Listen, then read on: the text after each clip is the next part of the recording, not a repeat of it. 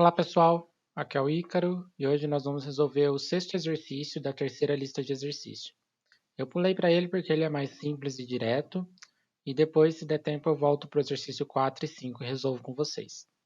O exercício 6 ele diz o seguinte, ele dá o processo contínuo para a gente, ou seja, a planta G de S, ele dá o tempo de amostragem, 4 segundos, e ele dá a função transferência em Z de malha fechada, e a primeira coisa que ele pede é o controlador que vai me fornecer essa função transferência de malha fechada. Depois, a segunda parte do exercício, ele pede para a gente analisar o comportamento do sistema e a ação de controle quando eu aplico um degrau unitário. Então, o que eu vou fazer? Primeiro, eu vou desenvolver toda a parte de cálculos aqui na lousa com vocês. E depois que eu desenvolver toda essa parte de cálculo, eu vou para o MATLAB para a gente poder responder a questão a parte final dela, a gente vai fazer esses cálculos por MATLAB para facilitar, e também responder a questão B, que a gente precisa obrigatoriamente do MATLAB para simular a nossa resposta do sistema. E quando eu digo MATLAB, significa uma ferramenta computacional que faça esses cálculos para a gente. Então pode ser o Octave, pode ser Python, o que vocês tiverem disponível aí. Então aqui eu já preparei um pouco a lousa para a gente economizar tempo. Se vocês notarem bem, aqui tem a minha função transferência contínua, ou seja, em função de S. A minha malha fechada ela é dada por esse diagrama de blocos aqui. Então, eu tenho a minha função transferência, e na frente dele eu coloco o controlador e faço a realimentação da saída na entrada do meu sistema. O exercício ele pede a minha função transferência C de Z, que vai me fornecer essa função transferência de malha fechada T de Z. E o que significa isso? A função transferência de malha fechada, para esse diagrama de blocos que eu desenhei aqui, ela é dada por essa equação aqui, ou seja, T, que é a função transferência de malha fechada, é C vezes G dividido por 1 mais C vezes G. Se eu isolar o C nessa equação, eu obtenho uma função, uma expressão para C em termos da função transferência de malha fechada e da minha planta fornecida, a planta do sistema. Como eu tenho o valor da minha planta em malha fechada e eu tenho a minha planta contínua, eu só preciso fazer a transformada Z. Se eu colocar isso no MATLAB, após definir tanto G de Z quanto T de Z, o MATLAB vai devolver para mim já a função transferência do meu controlador. Só que antes de eu ir para o MATLAB, vamos primeiro passar essa função transferência que está em termos da variável S para a variável Z, ou seja, vamos aplicar a transformada Z.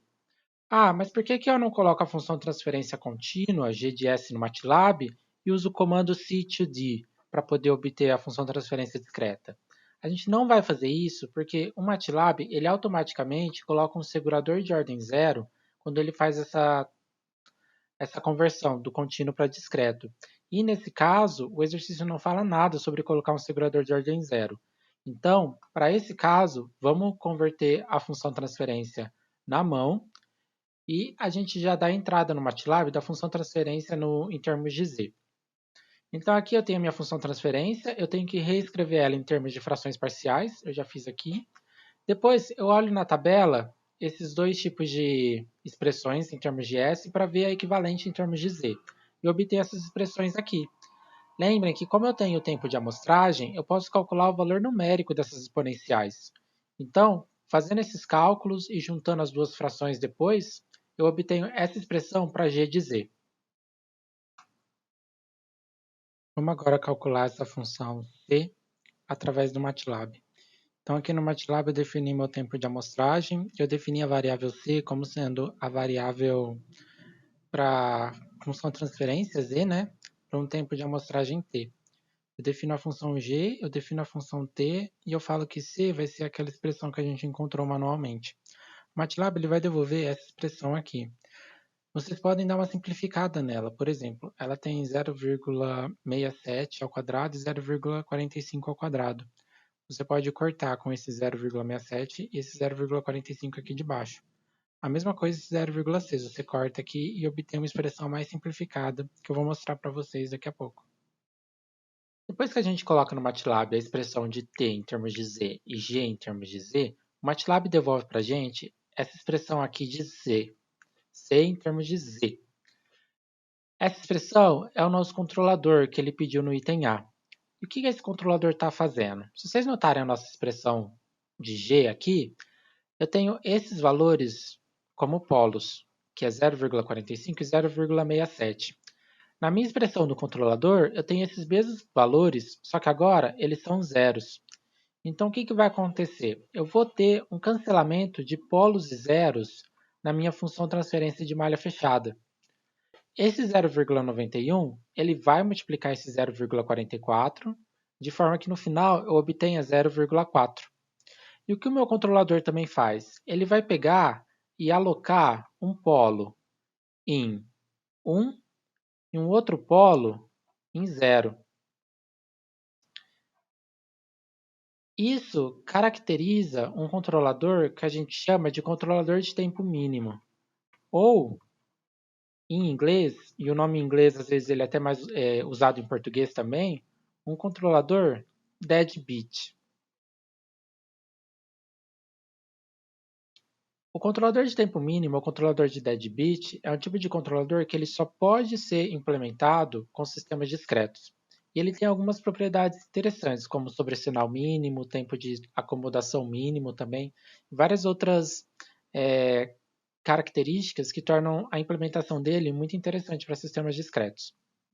A gente não vai analisar em detalhe o controlador deadbeat, até porque eu teria que revisar um pouco sobre ele antes de começar a falar qualquer coisa para vocês, senão vai que eu falo alguma besteira. Mas o que a gente vai fazer? A gente já obteve a expressão C. O que eu vou fazer agora é analisar a saída do meu sistema no tempo e também o meu sinal de controle, para vocês verem que tipo de saída e sinal de controle um controlador deadbeat acaba gerando. Esse código do MATLAB, ele também calcula para a gente a resposta do nosso sistema para uma entrada de grau unitário. Coloquei aqui System Output, vai ser a nossa resposta. E eu também vou plotar uma outra figura que vai ser a ação de controle. Então, a ação de controle é simplesmente pegar a função transferência de malha fechada e dividir pela sua função transferência original da planta do sistema. E vamos ver o que o MATLAB devolve para a gente. O MATLAB devolve aqui para a gente a saída do nosso sistema e o nosso sinal de controle. Então aqui à esquerda tem a resposta do sistema e aproximadamente quando o tempo está em 61 segundos, o nosso sistema atingiu a resposta de regime permanente. Em termos de tempo de amostragem, isso equivale a mais ou menos 16 amostras. Então, após 16 amostras, o nosso sistema já chegou na posição desejada.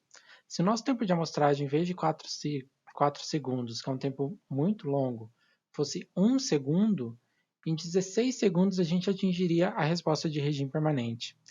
E levando um pouquinho assim, estressando mais ainda a nossa hipótese, se o nosso tempo de amostragem fosse 1 milissegundo, em 16 milissegundos o nosso sistema atingiria o regime permanente. Aqui está a nossa saída de controle. Então, ela tem um valor de controle muito alto durante o primeiro período de amostragem, e depois esse valor ele cai bruscamente do segundo período de amostragem em diante, né? E o que isso significa? Esse comportamento ele é típico de controladores do tipo deadbeat, ou seja, você garante que o seu sistema vai atingir o regime permanente no número finito de amostras, só que para isso acontecer, você não pode colocar nenhum tipo de saturação no seu sinal de controle. Quando você junta uma coisa em outra, você consegue um controlador de tempo finito, tempo mínimo, ou deadbeat.